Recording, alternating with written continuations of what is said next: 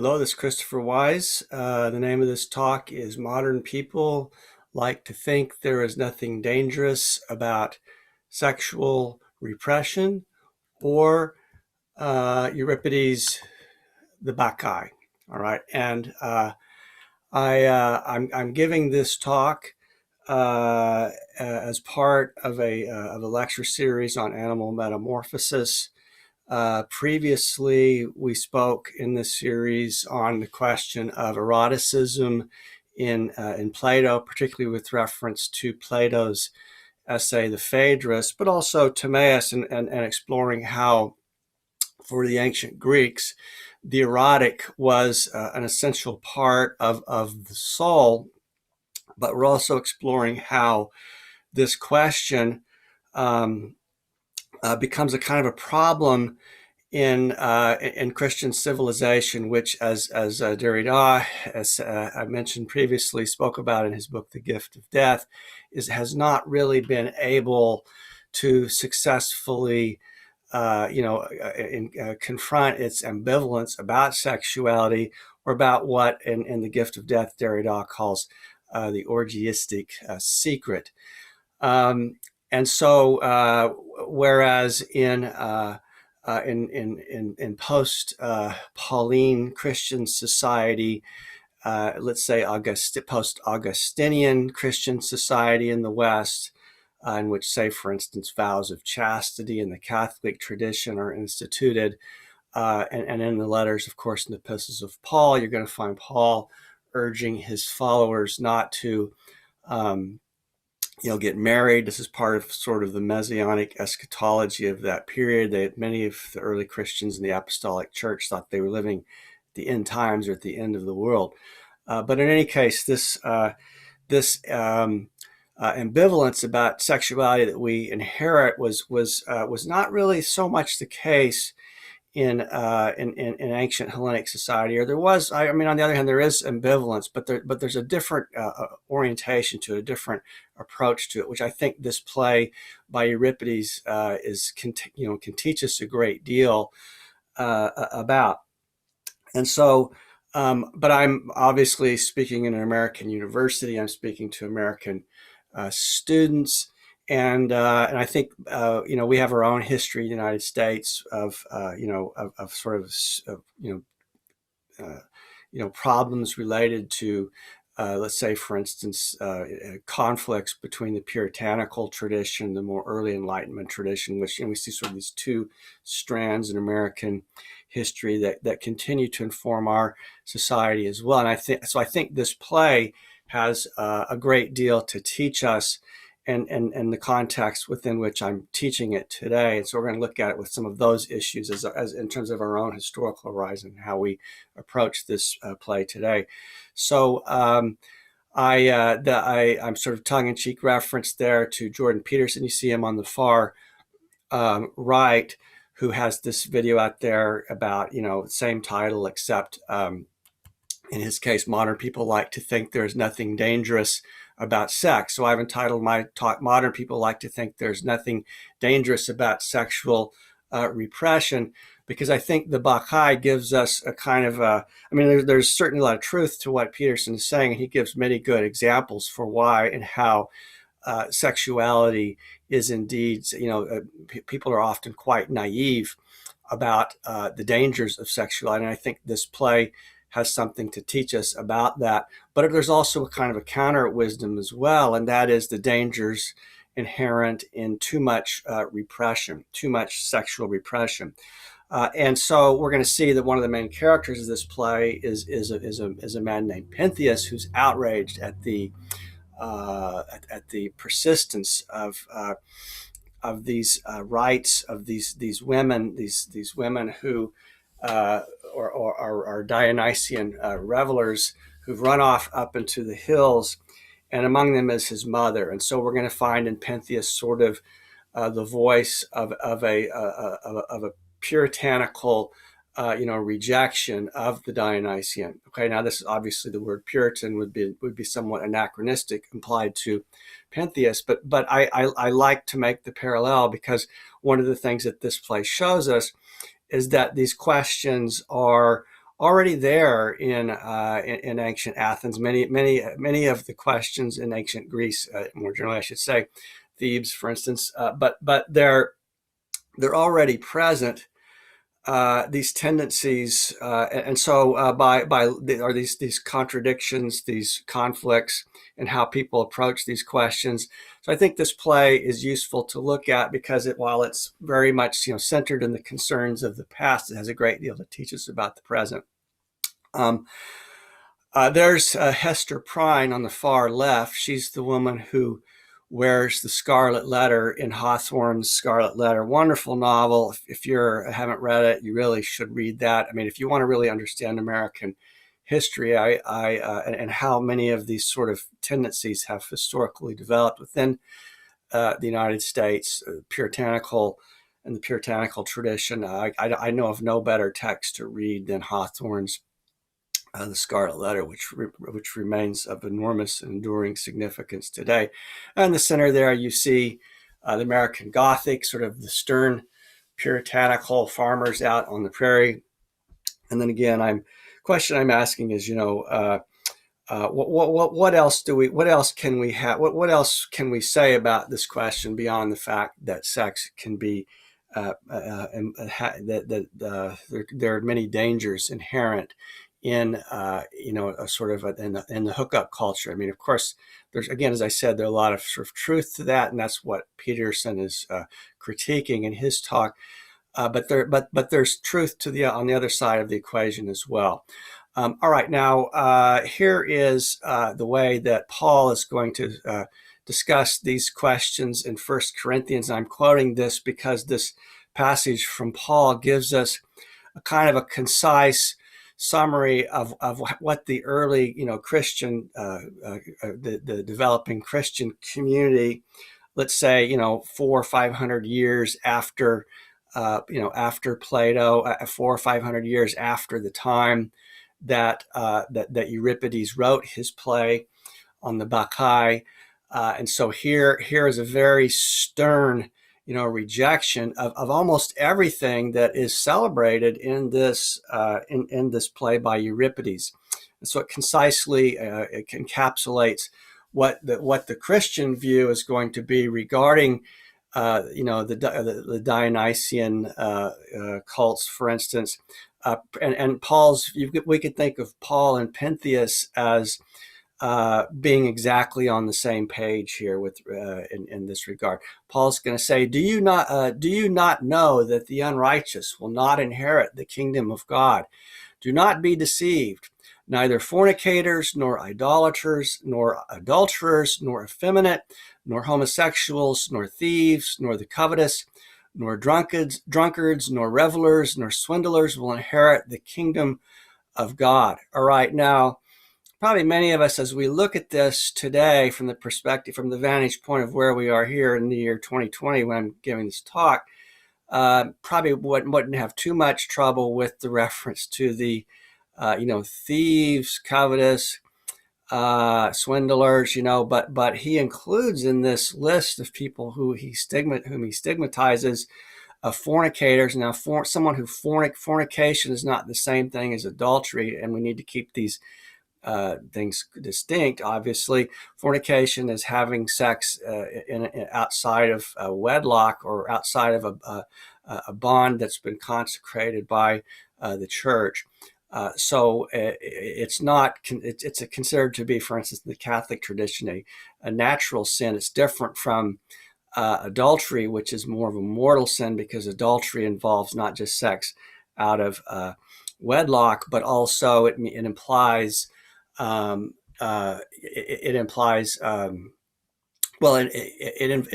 the violation of a vow, right? So this term adultery, it means, to break a vow. And so the adulterer is not just somebody who's having sex, but is also breaking a vow, a covenant that they made with God when they married, and also the vow to their partner whom they wed.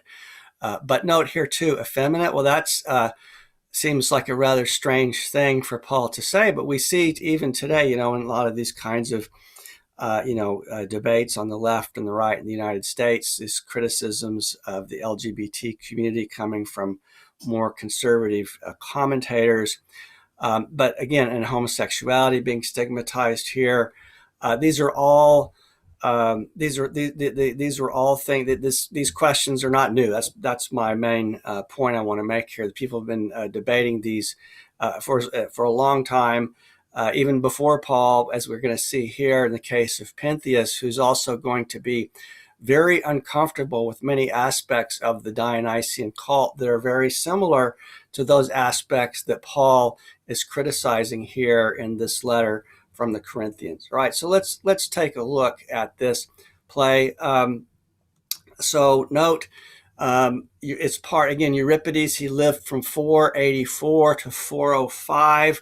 So he's roughly, a contemporary of Socrates, Plato, and again, in terms of what we just read from Paul, he's about 500 years from the time of the Apostle Paul. So we see in this play many.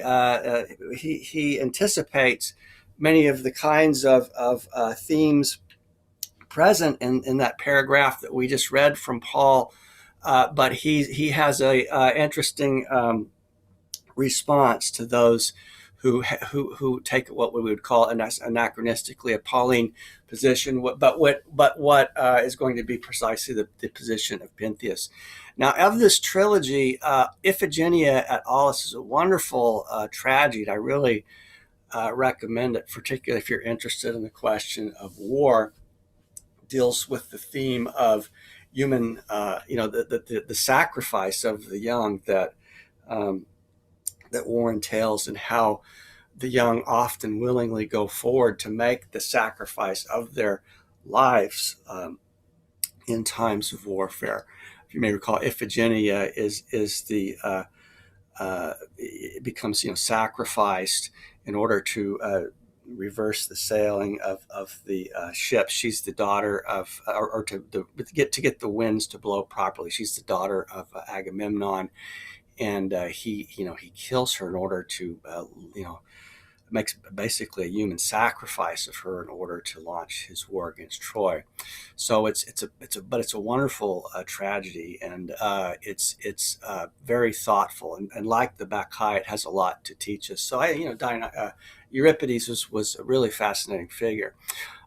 Theater of Dionysius is where this is performed. And note, one of the interesting things about this particular play is that it is, the theater, the plays were consecrated to the god Dionysius, and this is a play about Dionysius. Often Dionysius would appear in the form of the Deus Machina, or the god in the machine that would descend upon the stage.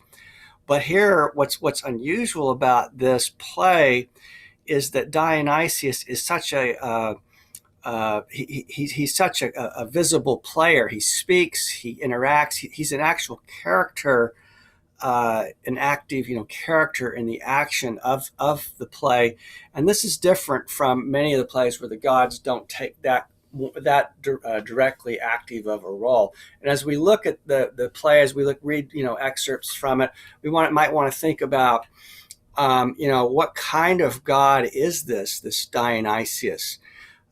Very, very interesting take on Dionysius, and this play has caused a lot of debate through the years about what it was that Euripides was actually saying about Dionysius, and given the fact that it was the last thing that he wrote, this has also been caused puzzlement, befuddlement, and many commentators through the years. I want to note here we're going to be working with the English translation by Ian C. Johnston, who's at Vancouver Island University. I think he's emeritus now, but not far from where I am here in Bellingham. And through his generosity, he's made this available for use and for educational purposes. This is a wonderful translation, which you can find on the on Google pretty easily. It's one of the first ones that comes up. Sigmund Freud. All right, I'm going to give him get an opening word from him. As a part of the same lecture series, we're also going to be looking at totem and taboo, which is also a work that has something to say about the question of animal metamorphosis. We're going to see that Euripides' play also has quite a lot to say about animal metamorphosis as well.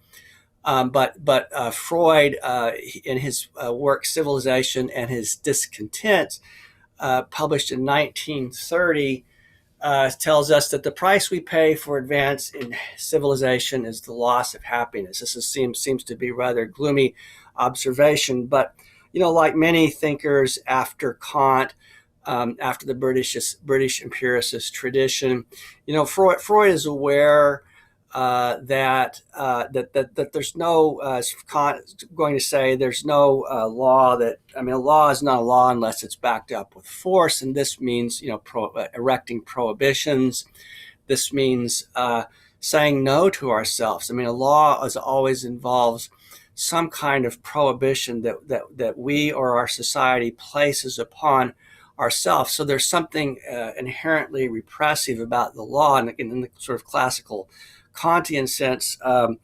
Again, there's the very concept of the law is interdependent with the idea of the use of force and prohibition. All right, this is something that that I'm going to be exploring in the lecture to follow shortly on Freud's Totem and Taboo.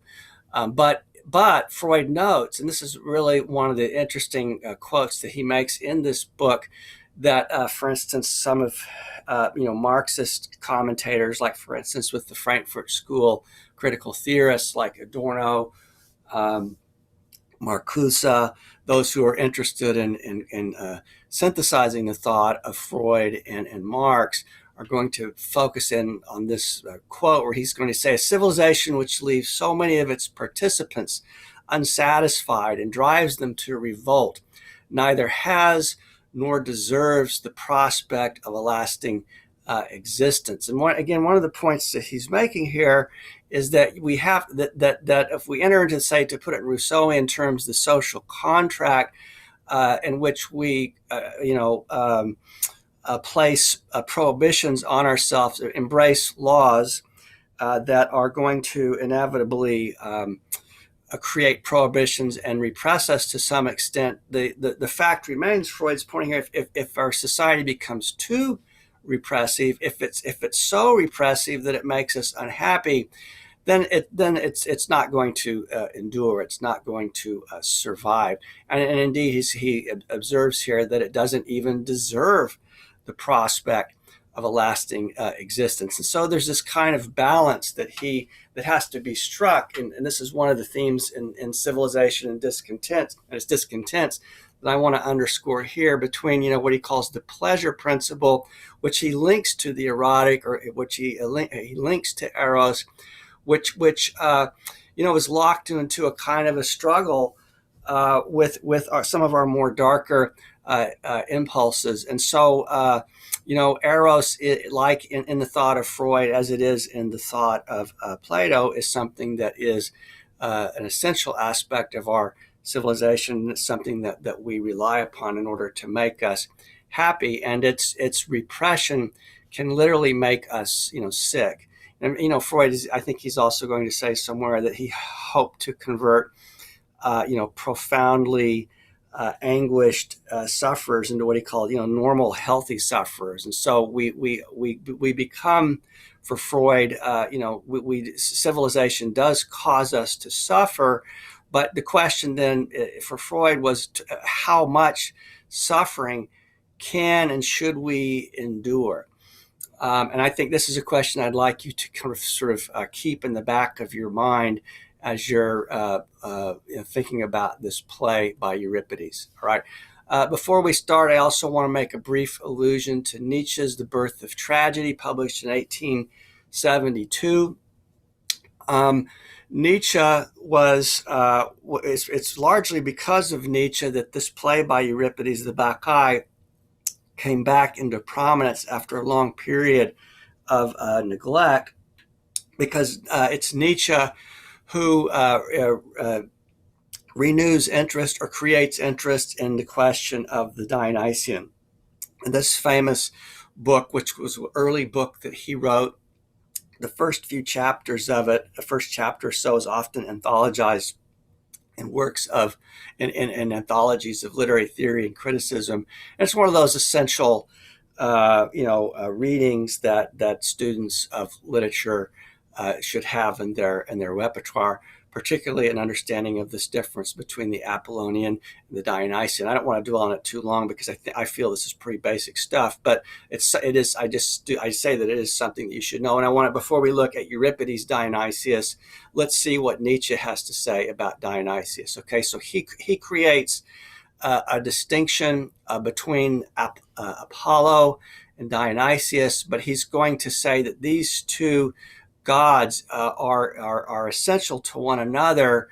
That taken together, they tell us a great deal about what it meant to be a human being, for the Greeks. And Apollo is let's say the Apollonian side of our nature, which Nietzsche will meditate upon, is the more lucid, rational side. It's linked to the idea of the principle of individuation, of us being individuals, erecting a sense of self on what Nietzsche's going to think of as sort of as the frail construct, of the human subject, as he's going to come to critique, let's say, in the German idealist tradition.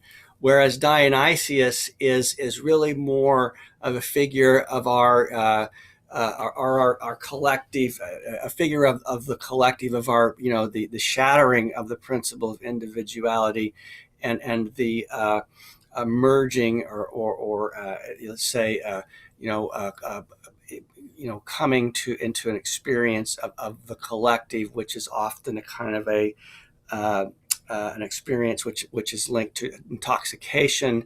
And Dionysius is also the god of wine and drunkenness, quite clearly. But let's read this in the language of Nietzsche himself. Okay, so here's Nietzsche on Apollo. Nietzsche says, Apollo is etymologically the lucid one, the god of light. He reigns over the fair illusion of our inner world of fantasy. His eye must be sun-like, in keeping with his origin. All right, so this also, when Nietzsche talks about Socrates, he criticizes Socrates for his inability to appreciate tragedy. It's partly because in his view, in Nietzsche's view, Socrates is too Apollonian. He describes the sun-like eye as a kind of a cyclops eye lodged in the head of Socrates, which, and in this sense, he's unreasonable because he's too reasonable, as might be one way to say that, is he has to be, less Apollonian if he's going to actually appreciate the Dionysian experience of the theater. So Nietzsche sort of ruminates on what it must have been like for Socrates to go to the Dionysian theater and sit there in a kind of a befuddlement. All right, one might say that the principle of individuation has received its most magnificent expression in Apollo, and that Apollo himself might be regarded as the marvelous divine image of the principle of individuation, of what it means to be, an I, a self, whose looks and gestures radiate the full delight, wisdom, and beauty of illusion. If we add to this awe the glorious transport which arises in man, even from the very depths of nature, at the shattering of the principle of individuation, then we are in a position to apprehend the essence of Dionysic rapture, whose closest analogy is furnished by physical intoxication. All right, so the rational man, in order to merge with the Dionysian, has to have this principle shattered. And so he's describing, much like the experience of getting, sort of gloriously drunk and losing all sense of self and merging with the collective, feeling that you are participating in the brotherhood of man because you've had a few glasses of wine, perhaps. And this is, this is something that he's interested in exploring. As we're going to see, it's very central to the play that we're studying. All right. So here's, by contrast, Nietzsche on Dionysius.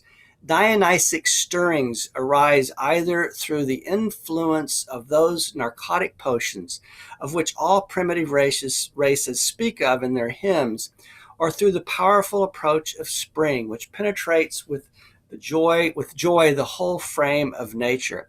So stirred, the individual forgets himself completely. For instance, as Socrates, unlike Socrates, who's not able to forget himself in the theater, there are people who either from lack of experience or out of sheer stupidity turn away from such phenomena. And strong in the sense of their own sanity, they label the Dionysian revelers or the Bacchae, as we're going to see in this play, either mockingly or pityingly as sick or diseased.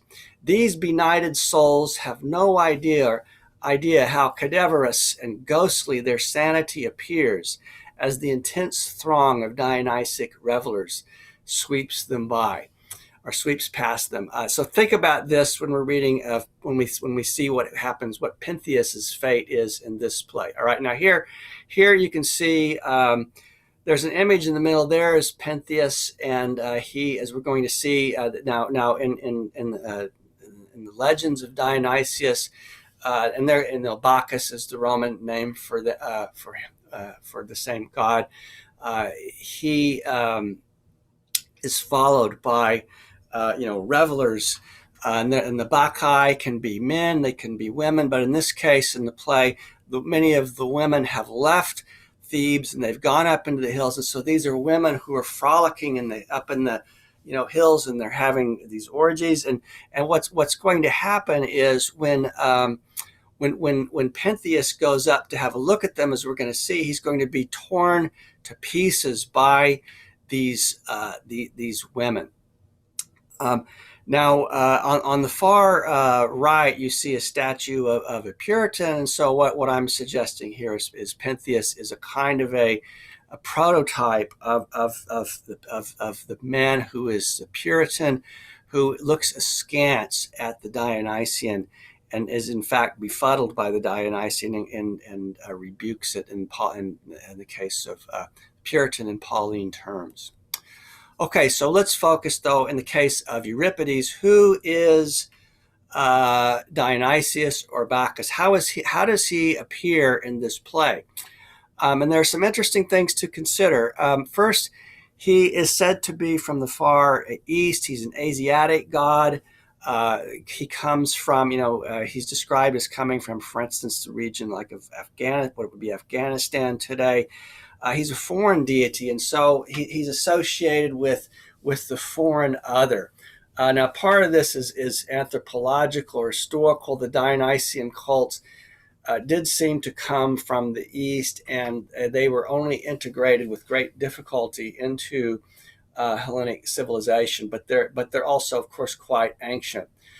So there's this sort of, I don't know if taint is the right word, but there's this otherness. That Dionysius is linked to the foreign other, the uncanny, maybe, to put it in Freudian terms. He is also the god of rebirth, because he himself is torn to pieces and reborn, and so this is also links him to figures like Osiris, who is the god who is torn to pieces and then, or dismembered and then remembered, and the Osiris monomyth, Cyrus legends, what Egyptologists call the Hamlet constellation in ancient Egypt. But also this is true of Jesus as well, who is a god of rebirth and resurrection, from the dead. Christ has been associated with Dionysius for these reasons. For instance, the first miracle of turning water into wine is said by some to be linked to the Dionysian cults. This is an aspect of Christianity. I mean, Jesus is a figure. Prophet Isa in Islam, he's a figure of veneration in the Islamic tradition, but this miracle of turning water into the wine is commonly rejected as something that didn't happen in the Islamic view of who Jesus was. But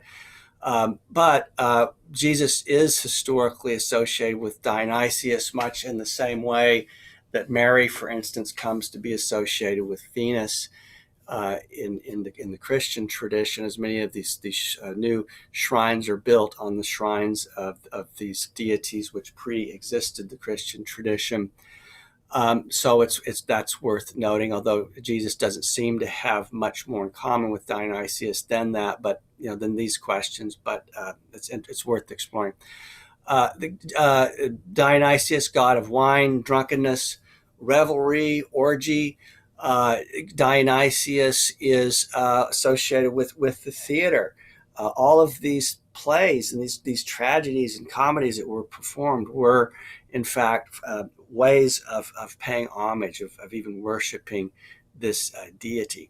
And I want to note here, too, that since we're following up this question of metamorphosis, that we're going to see, for instance, that Dionysius is going to turn Cadmus and his wife Harmonia into snakes in this play, and in addition to that, the Agave, the mother of Pentheus, is going to believe that he has transformed himself into a lion. So when she beheads him, she thinks that she's cutting off the head of a lion, and then she brings that head into town. That her father Cadmus, would be the grandfather of Pentheus, looks upon with great horror. But this is linked to the very idea of Dionysius's relation to the theater, because an actor is someone also who kind of undergoes sort of a shape shifting or a transformation. That when the actor and actress performs on stage, they become something else. They become another person, in effect. And so there is something about the theater and Dionysius itself that's linked to this very idea of one's transformation of one's form. He's a god in this play. He's a god of miracles. He performs a lot of interesting miracles, and this also, of course, links him to the god in the Christian tradition, who is a person who also performs miracles. He is a I'm calling him here you could say hermaphroditic or transgender trickster god. All right, so he plays tricks on Pentheus, for instance, and others, but he's also associated with this kind of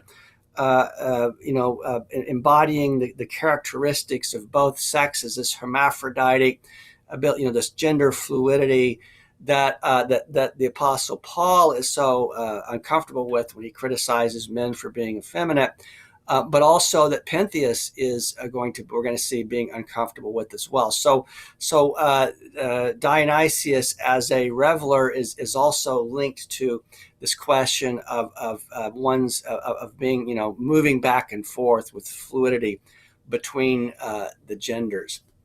So he becomes kind of a harlequin figure, someone who seems to have the sex gender characteristics of both the gender characteristics of both sexes.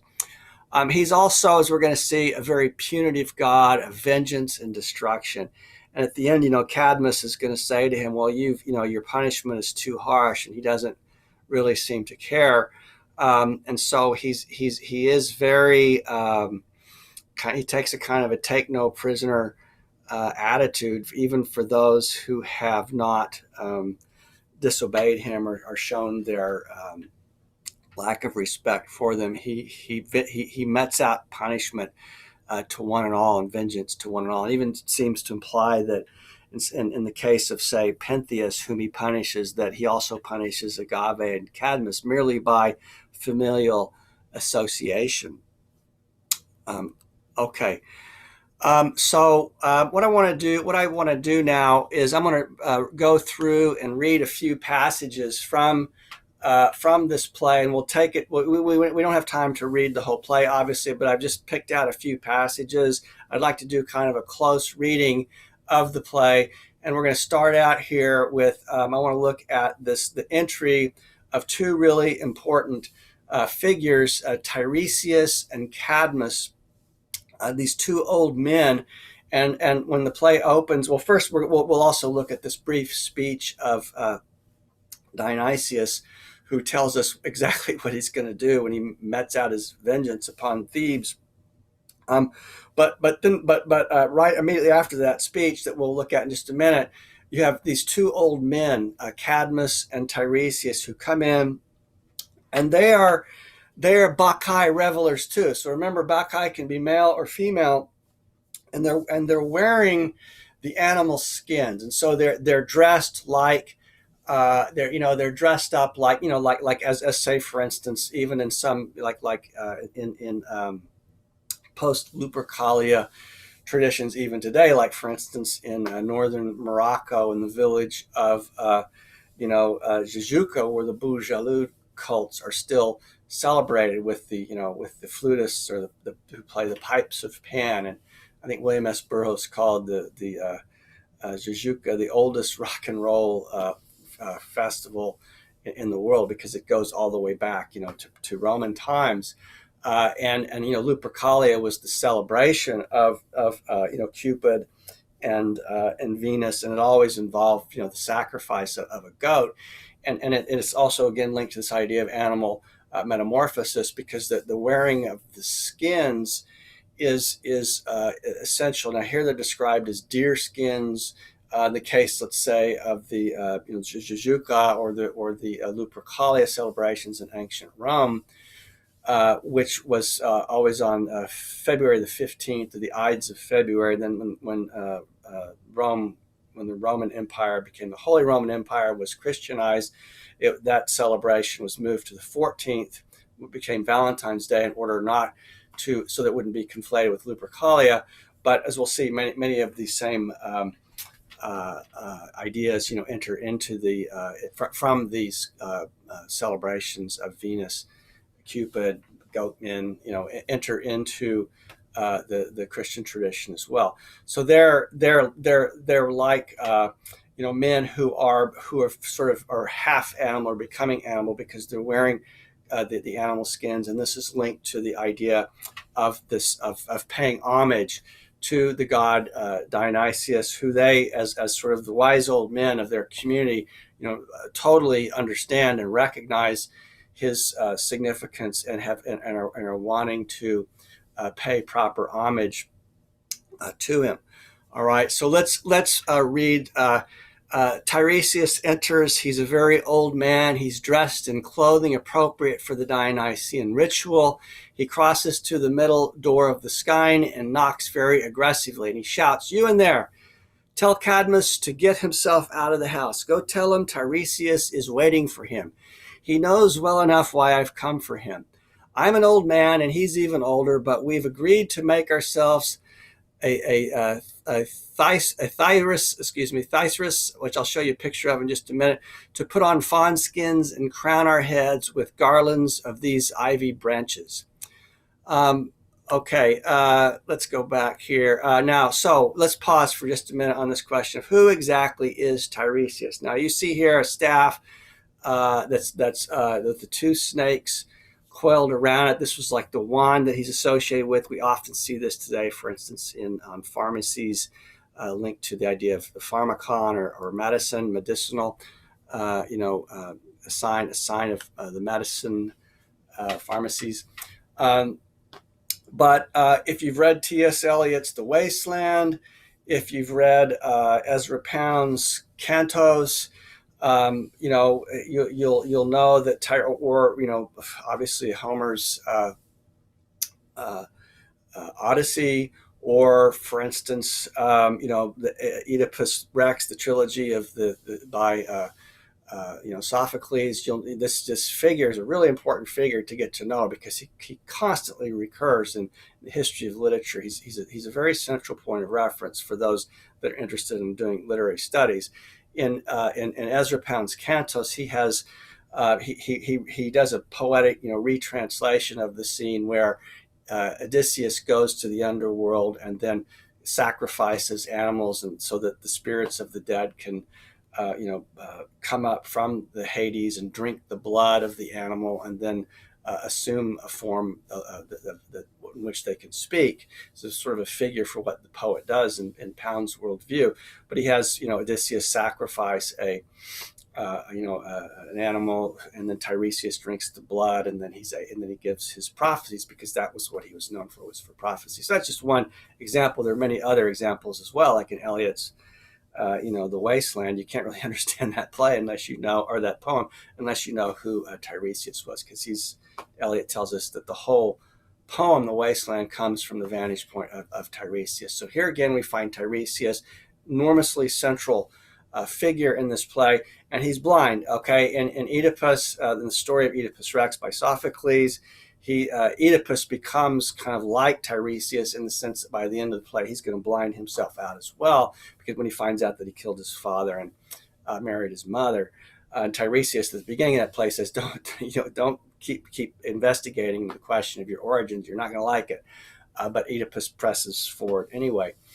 But how, the question is, how did Tiresias become blind? And this is really important to understanding this particular play, because the way Tiresias became blind was that, as the story famously goes, which Eliot alludes to in The Wasteland, although he leaves it in Latin from Ovid, and Eliot likes to play these kinds of translation games, so by not translating from the original and hiding his meaning in the poem.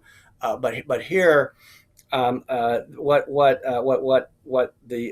the story is that Ovid likes to talk about as well is that that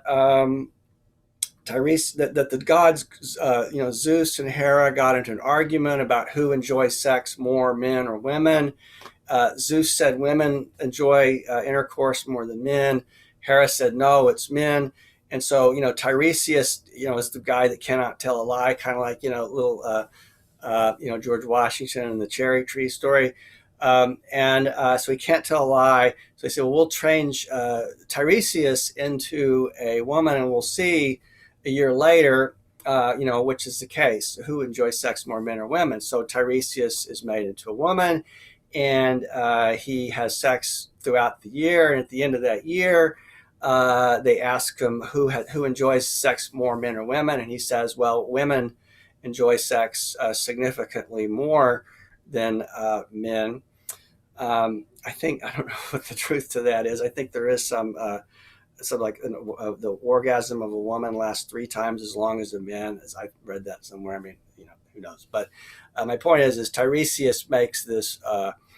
Tiresias tells this, and it makes Hera very furious, and she sends this. She blinds him. I get this, the thunderbolt or whatever it is, and she blinds him, and now he's totally blind, and so he wanders around, as a blind prophet. And so in this play, he's an old man. He's also blind, but we know how he became blind because of Hera's wrath. Well, but we also know that he spent a year as a woman, and so he's also again a kind of a harlequin figure. He's a hermaphroditic figure. He's somebody who, like Dionysius, as particularly as described in this play, has characteristics or has embodies or let's put it this way, he overcomes the binaries of male and female. He's a figure who overcomes those binaries, and so it's certainly understandable why Tiresias would be respectful of Dionysius. And I think it's interesting in terms of modern debates about these questions that we started out with that are raging in universities and on these YouTube forums and so on, is that this question of being transgender or changing one's gender. Tiresias would be the kind of the patron saint of all those that are that are interested in being more gender fluid. And so he's but again, these are not new questions. As long as there have been humans have wrestled with these questions. So this is another reason why this play, I think, is so interesting, and why Tiresias is such an important figure in the play. Okay. All right. So enter Cadmus now. He comes out upon Tiresias's instigation. Very old man. He too is wearing the animal skins. But this is a kind of, again, metamorphosis of some sort. And Cadmus says to Tiresias, "My dearest friend, I was inside the house. I heard your voice. I recognized it, the voice of a man truly wise. So I've come equipped with all this God stuff that he's wearing. And he crosses to the orchestra. We must sing his praise to Dionysius, that is, as much as we can. Dionysius has revealed himself a god to men. Where must I go and dance? Where do I get to move my feet and shake my old gray head? You must guide me, Tiresias, one old man leading another, for you're the expert here. Oh, I'll never tire of waving this Phaedrus, excuse me, my pronunciation there, day and night, striking the ground. What rapture! Now we can forget that we're old men. And Tiresias says, you feel the same way I do then, for I'm young and going to try the dancing. Cadmus, of all the city, we are the only ones who dance to honor Bacchus. And Tiresias says, yes, indeed, for we're the only ones whose minds are clear. As for the others, where their thinking is wrong. So here you have this irony that it's only the oldest men in town, the old gray-beard, gray-headed men who are, celebrating the rites of spring, the rites of, Dionysius, who are paying homage to and seem to have an understanding of the essential nature of this, or the essential, let's say, virtue of this deity that nobody else really understands. All right. Cadmus says, I'm immortal, so I don't mock the gods. He's afraid of making the gods angry, and indeed, this is what we're going to see happen because of the gods' lack of respect for, or the townspeople's lack of respect for the god Dionysius. Tiresias says, well, will someone say I disrespect old age if I intend to dance with ivy on my head? He goes, in other words, I'm an old man here, and I'm dancing around like some young fool, and people are going to laugh at me. But no, the god, he says, not so, for the god makes no distinction whether the dancing is for the young or the old. The dance is for everyone. He wants to gather honors from all of us. So whether you're young or old, Dionysius is a deity that has to be honored by all. Okay, so Cadmus now, he's a very interesting figure. He's a very old man here in this play. There's a lot of stories about Cadmus, who's known as the founder of Thebes, and and is a dragon slayer. And it's interesting that he is going to be, at the end of this play, transformed into a snake himself, at least for a period of time, along with his wife Harmonia, as part of the punishment that Dionysius is going to mete out to the townspeople for their insolence and their refusal to honor him. Okay, now here comes Pentheus. He is our Puritan, our prototype of the Puritan. He's with an armed soldier, so he's been. Cadmus has sort of perhaps foolishly, and this is if he's done something wrong, it would be this, is that he's become kind of a King Lear figure himself as an old man, and given the sovereign power to Pentheus, who is a fool, as we're going to see, and Pentheus. He doesn't at first notice Cadmus and Tiresias dressed up in the garb of the Bacchae going to celebrate these rites. And so Pentheus says, it so happens I've been away from Thebes, but I hear about these disgusting things going on here in the city. Women leaving home to go to silly Bacchic rituals, cavorting there in mountain shadows with dances, honoring some upstart god, this Dionysius, whomever he may be, right? So again, this is upstart god, this is part of his fact that he's perceived as the other, as a kind of a foreign other who's come in to corrupt the community. It's this fear, xenophobia, fear of the other, and he's part of that fear of the other. Linked to him. Mixing bowls in the middle of their meetings are filled with wine. They creep off one by one to lonely spots to have sex with men, claiming their Maeads, busy worshiping. All the ones I've caught, my servants guard in our public prison. So he's going around rounding up these nasty women, to put it in Trumpian terms. Their hands chained up. All those who are still away, I'll chase down, hunt them from the mountains. That includes Agave, who bore me, his own mother, because here's the irony, is that his own mother has run off he's up there in the mountains having orgies too, and he doesn't even know what to make of this. He's the son who's confronted with the awkward fact of his mother's sexuality. Once I've clamped them all in iron fetters, I'll quickly end this perverse nastiness. All right, that's a nice. His Agave is a nasty woman. All right, this Bacchic celebration, and then he notices Cadmus and Tiresias for the first time. Well, here's something totally astounding. I see Tiresias, our soothsayer, all dressed up in dappled fawn skins. My mother's father too. This is ridiculous because again, Cadmus is his grandfather, father Agave is his mother. This is just utterly ridiculous. Cadmus, you sir, I don't like to see such errant foolishness from your old age. Why not throw out that ivy? So he's shaming them.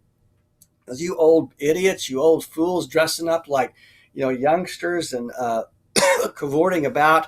And how could it possibly be?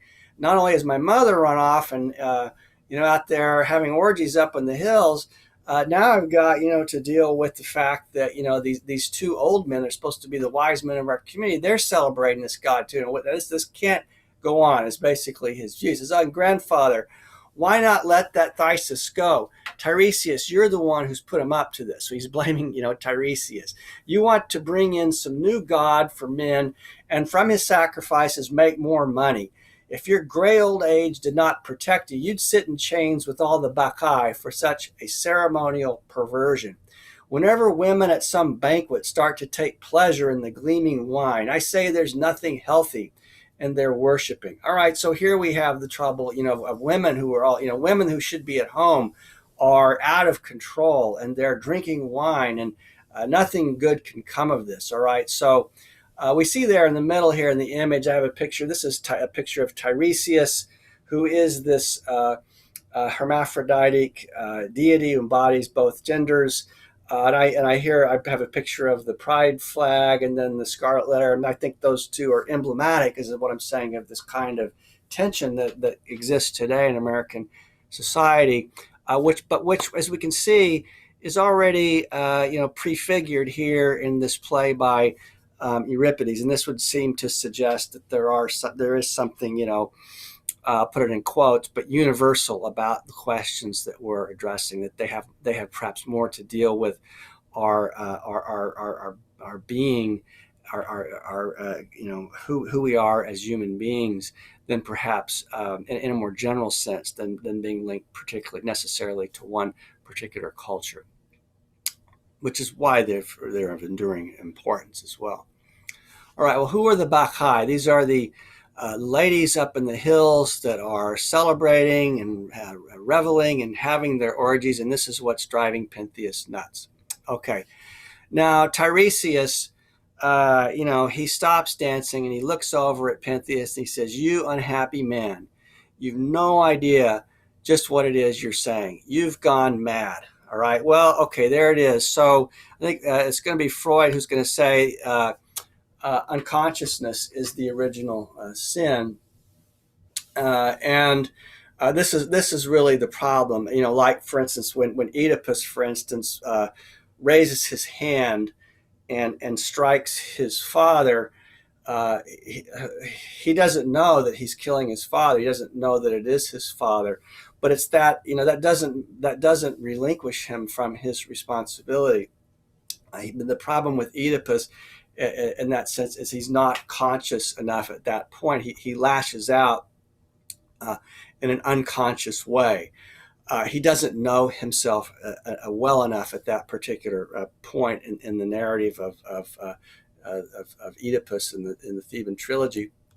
But in the case of Pentheus, this really is his problem as well, is that he has very little self-awareness. He's very naive. He's naive about sex. He's naive about who he is as a person. He's lashing out and committing all these rash acts without having really thought through, even the question of who he is as a person. And so he says, Tiresias says, "Look, even now, even before now, you weren't in your right mind. That there's something wrong with you. He says, look, let's be off, Cadmus. He says, we'll pray to the god on Pentheus's behalf, though he's a savage, for the city too, on the behalf of the city too, so he won't harm it. Well, we're going to see that it's too late because Dionysius has already determined on his vengeance. But Tiresias says, come with me to Cadmus, bring the ivy-covered staff, see if you can help support my body. I'll do the same for you. It'd be shameful if two old men collapse. I'm not saying this as a prophecy, but on the basis of what's going on. A man who's mad tends to utter madness. Okay. So here now, what are the motives of Dionysius? All right, this is a question that we need to stop and consider. Why is he motivated to perform such horrible, vengeful acts upon the city and to treat the people in the way that he does? And he tells us at the very beginning of the play what motivates him.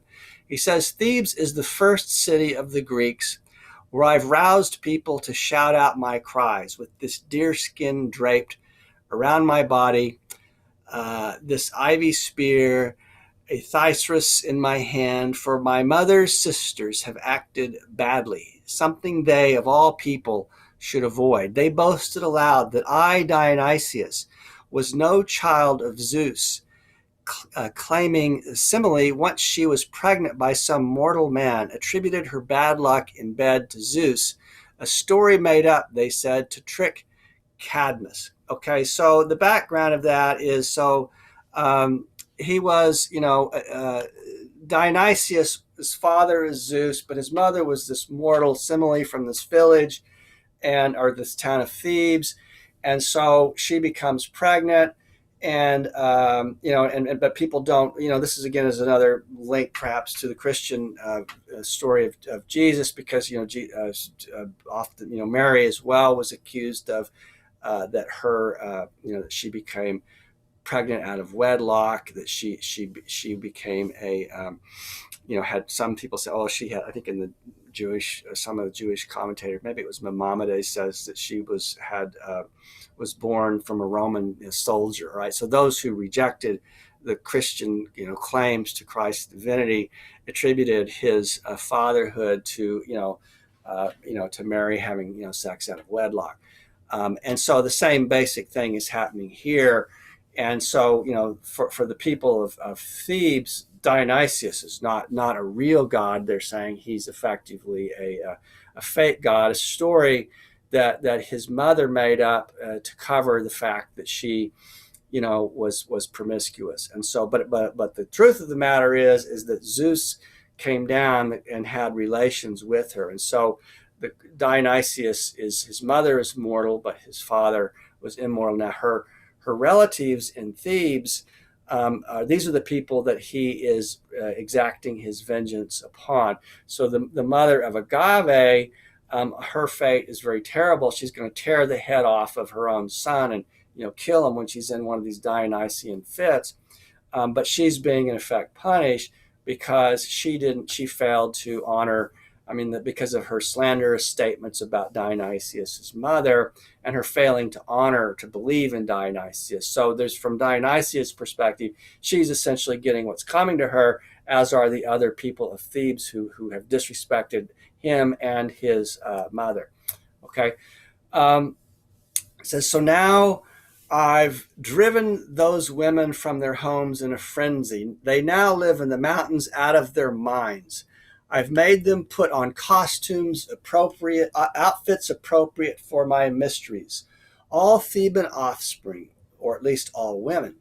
I've driven in a crazed fit from their homes. Now they sit out there among the rocks, underneath green pines, no roof overhead. Cadmus's daughters in their company as well.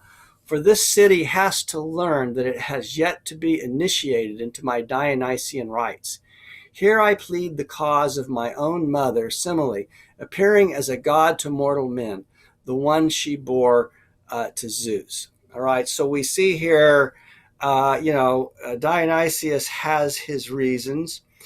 He's going to give these people a lesson. He's going to teach them a lesson for the disrespect that they've shown to him as a god. But if we think about it in more, let's say, psychological terms, this is also a disrespect to the Dionysian element itself, which again in Nietzschean terms, if it's one part of our being or who we are as beings, if all of us have this sort of Dionysian aspect to our identity, then if we don't, attend to it, if we aren't aware of it, then all kinds of disastrous things can happen. And so Pentheus is a sort of a figure of the Apollonian man, to put it in Nietzschean terms, who's totally oblivious to his own, to who he is, not just to who Dionysius is, but to who he is. And we see this in the play when he begins to get very aroused himself at the thought of watching these rites take place in the up in the hills, when Dionysius offers him the opportunity to silently observe these rites. He himself becomes aroused, and this is again yet more evidence of his own, let's say, erotic ignorance, his ignorance of eroticism and what is actually the motors or motivates himself. Okay. There, I told you there'd be a Phaedrus. There's an image of what it looks like. This would be like a little, reed that one would carry and wave it about. All right. Dionysius, when he comes down, he allows himself to be arrested. I won't go through all of the things that occur, but one of them is that he allows Pentheus to arrest him. This is part of his trickery, because he doesn't have to be arrested and put in jail. He could easily have escaped that fate. But he's playing Pentheus. He's playing with him, toying with him like a cat toys with the mouse. And so he says, well, what punishment am I to suffer? What harsh penalties will you inflict? And Pentheus says, the first thing you might note is I'll cut off this delicate hair of yours. All right. So this is linked to this kind of, again, rejection of the hermaphroditic, rejection of the transgender,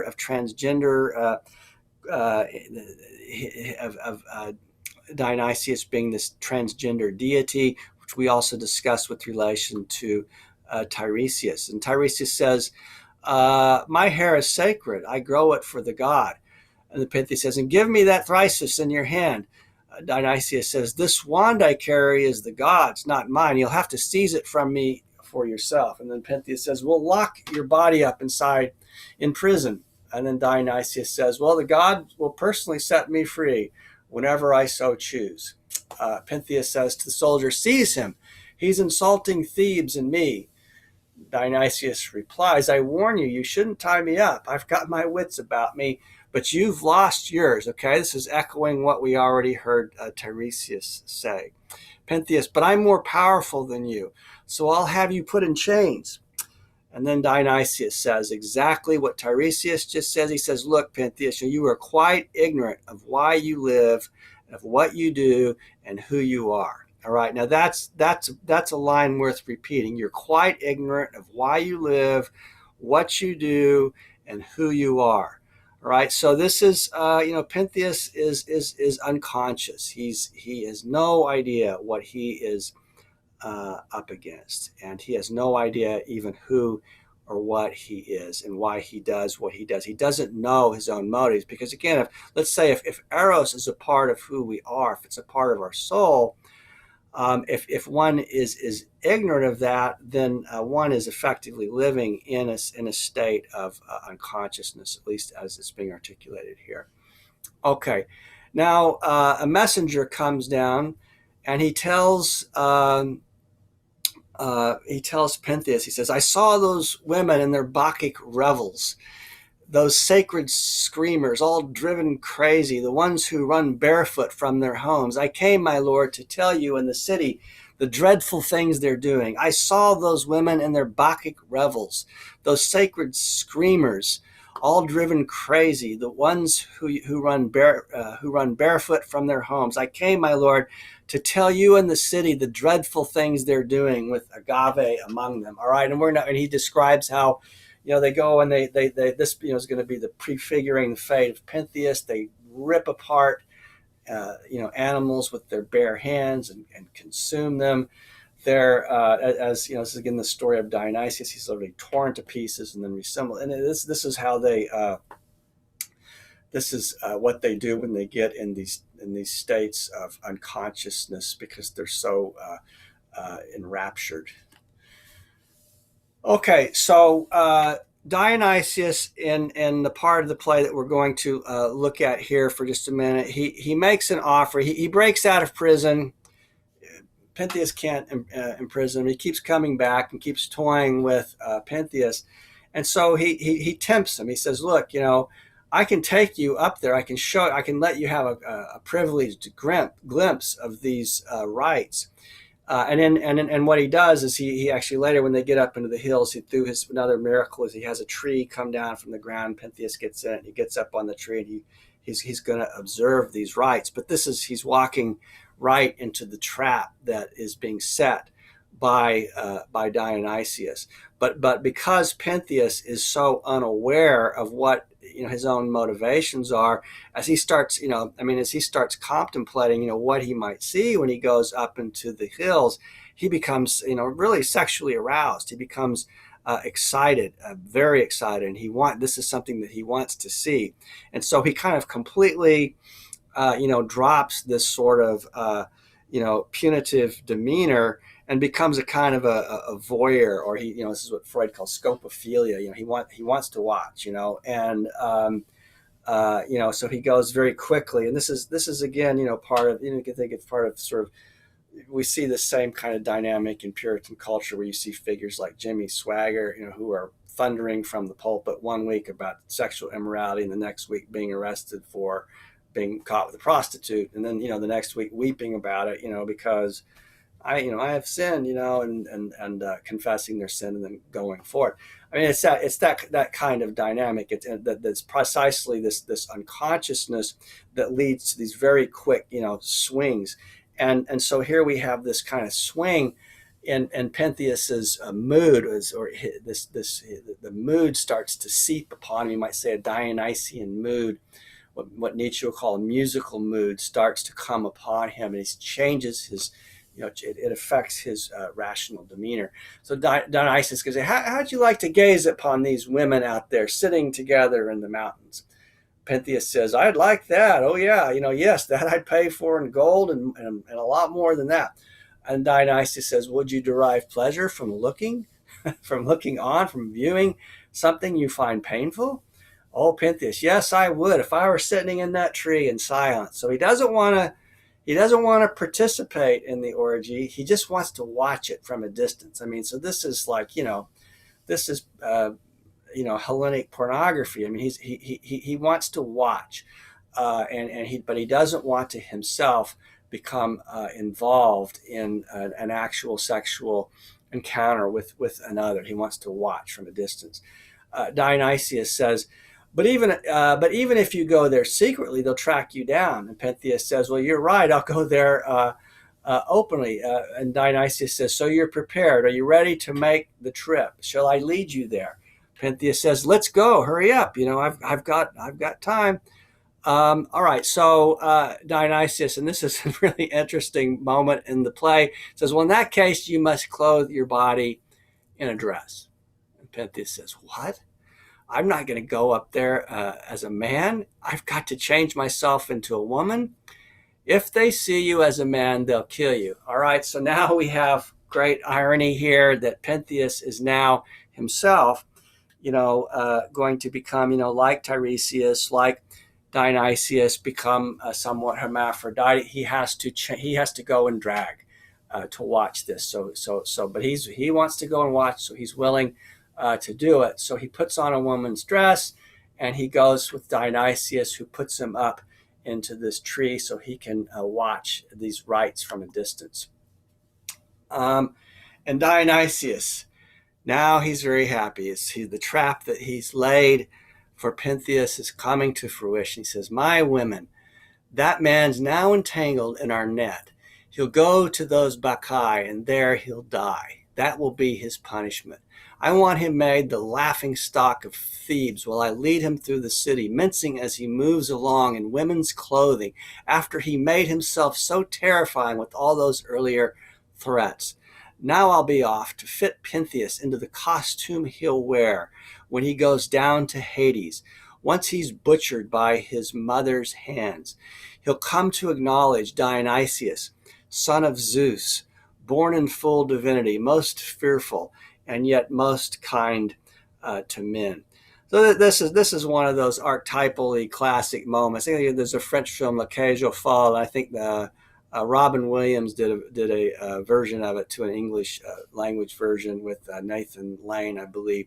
Wonderful film. But in this film, you have, in a similar situation, that you have this politician who's raging against immorality and homosexuality and so forth and so on, and his daughter falls in love with the son of these two gay men, and the son has to bring him over to meet the father, and for all these complicated reasons, he ends up himself, to escape being seen at the home of these gay men, he has to dress up in drag, and he leaves, and they help him out, dressed up as a woman. So it's one of these archetypal moments. And so here's Pentheus, the bulwark of moral righteousness, now dressed up in drag, going up to the hill to watch this ceremony.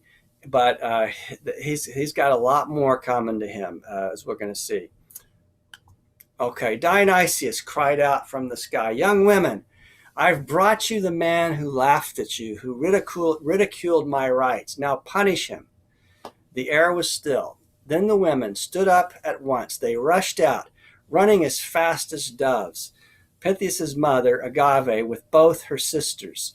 Pentheus, and so there's more here, but he's stuck up in the tree now, and they've Dionysius, he didn't even let them find Pentheus for themselves. He said, there he is, go get him, And so when Pentheus realized what's going to happen to him, he says he tears off his headband, he unties it from his head. He said, this is a really pitiful moment. He says to his mother, so she would recognize him, and touching her cheek, he cried out, it's me, mother, Pentheus, your child. But Agave was foaming at the mouth, her eyes rolling in her sockets. She was possessed in a Bacchic frenzy. And so in this Bacchic frenzy, she thinks that her son Pentheus is a lion. She tears off his head. She brings his head into the town, and she shows her father, Cadmus, who was the grandfather of Pentheus. She's very proud of this lion that she's killed and this lion's head that she's beholding. Of course, Cadmus is looking at her and just in utter horror, but she can't recognize what she's done. And I think this is an interesting, something interesting to consider, is that when she's in this Bacchic frenzy, she's not in a rational state. She's holding up the head of her son. She thinks it's a lion, head of a lion, and when you could say, well, Cadmus kind of, you could say, well, he sort of talks her down, like if you're dealing with a drunk, or somebody who's on drugs or something, they're out of their mind. He's kind of like trying to bring her back to a state of rational consciousness. And when she does, of course, she's completely devastated and horrified at what she's done, and she realizes that that Dionysius has destroyed her and destroyed her family.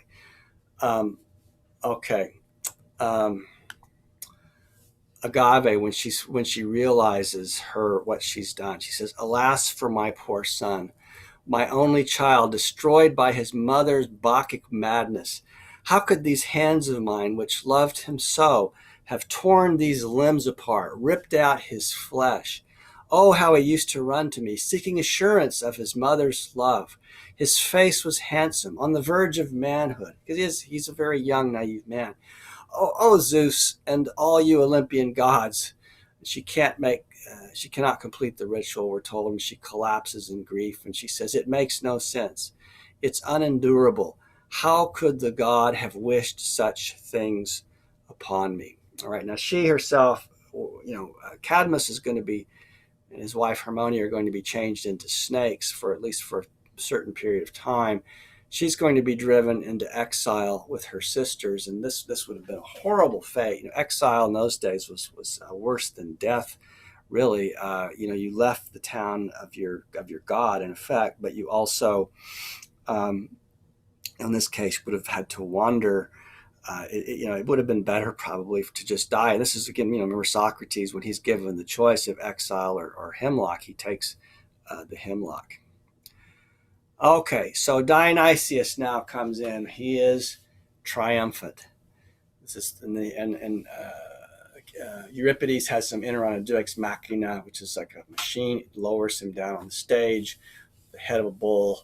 And he says, yes, I am Dionysius, son of Zeus. You see me now before you as a god.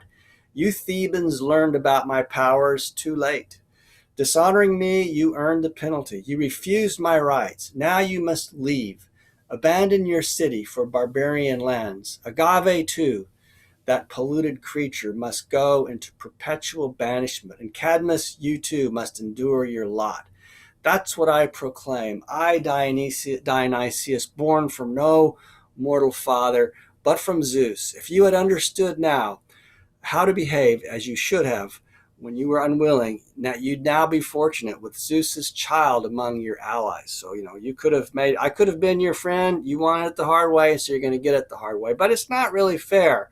Again, Cadmus, we saw at the beginning of the play that he was honoring Dionysius. It was Pentheus who was not honoring the god. But, Cadmus, again, he's a kind of a King Lear figure here. He foolishly, allowed, Pentheus to rule, and Pentheus was clearly not, up to the task. Cadmus, he says, now we understand. But he says, again, also, he says, your actions against us are too severe. But here's Dionysius, deal with it. I don't care. He says, I was born a god and you insulted me, so deal with it. Cadmus, angry gods should not act just like humans. So he the rebuke to Dionysius is that he's not showing, he's acting like a spoiled child. He's not showing, the godlike behavior. He's acting more as a human did. But then Dionysius says, well, so here becomes kind of, providence, I guess. My father Zeus willed all this a long time ago, or you could say, well, it was written. This is just the way it's going to be. This is the will of Zeus. So deal with it. That's a prominent theme in Homer's Iliad as well. Is that with all the mayhem that and death and suffering that the Trojan War inflicts upon people, it is also construed as part of the providence of Zeus, part of his will. And that gives a kind of a moral arc or a moral meaning, to the suffering. And so Dionysius has refuge in this kind of idea that we also see in the Iliad. And then Agave says, well, alas, old man, then this must be your fate, a miserable exile. And indeed, it is quite miserable for them. Although Cadmus, who did many good things in his life, his fate is not to always remain a snake. He does resume his human form before going to Hades, I think. All right, so questions to consider for further consideration. Should the Bacchae be read allegorically or as offering a lesson to us all? If so, what is it? And in effect, that's kind of what I've been doing here by trying to bring this play into the framework of our own concerns. And I agree with Gadamer and other theorists in the German phenomenological hermeneutic tradition that that one of the things we have to try to do is to take these works from the past, and bring them into the framework of our own understanding. But in doing so, as Nietzsche would say in his essay on history, on the uses and abuses of history, we need to also keep it, we need to allow it to be strange from us, so preserve it in all of its strangeness. We don't want to just say that that situation is the same as ours. It's very, the play is commenting upon a very specific historical setting and situation that was relevant to the people of ancient Athens. And yet, if we couldn't bring it into the framework of our own understanding, and it wouldn't be relevant to us. And I believe this play has a great deal of relevance for our contemporary situation today. Perhaps some of the readings that I've been venturing might not be the same that you would venture, but nonetheless, if we are reading it allegorically, then that means that it has a lesson for us in our times, and I think it's worth asking, how do we apply it? And that would be something I would urge you to consider. How would you apply this to our own situation today?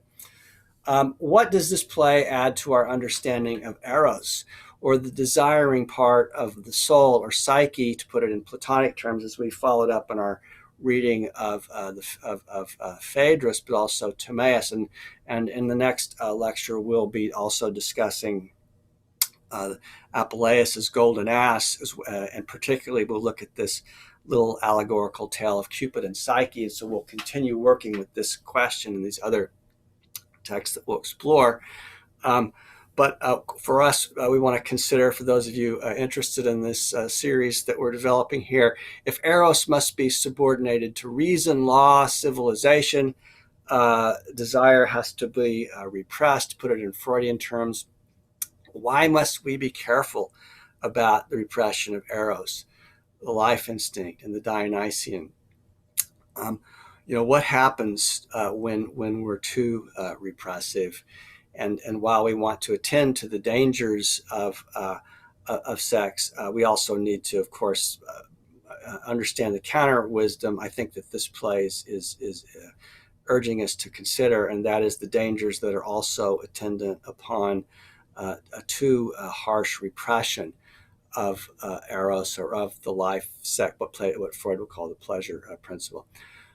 Okay, and then lastly here, why has Christian civilization in the West failed to account for what Derrida will call in the gift of death, the orgiastic secret, so that we seem, in other words, if we mediate between the wisdom that seems to be of Euripides in this play, we seem to find in this play, between that and what we find in Paul, sort of in Corinthians, what happens when this kind of orgiastic secret that was very well known among the Hellenes,